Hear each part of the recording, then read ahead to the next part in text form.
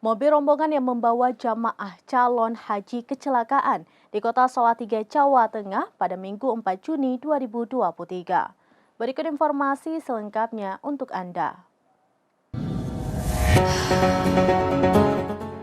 Mobil rombongan yang mengantar jamaah calon haji mengalami kecelakaan di ruas tol Solo Semarang, jalur BKM 453-900 wilayah Kecamatan Sidorejo, Kota Salatiga, Jawa Tengah pada Minggu 4 Juni 2023. Akibat kecelakaan ini, supir dan 8 penumpang mengalami luka-luka.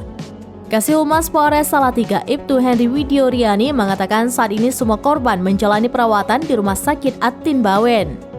Kecelakaan terjadi sekitar pukul 12.15 waktu Indonesia bagian Barat.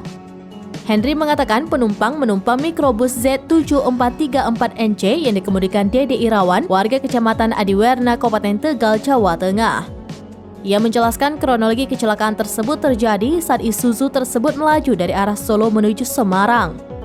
Kemudian ban belakang pecah sehingga kendaraan tak terkendali dan terguling. Henry mengimbau kepada pengendara untuk selalu berhati-hati dan memerhatikan kondisi kendaraan saat melaju di jalanan, terutama di jalan tol.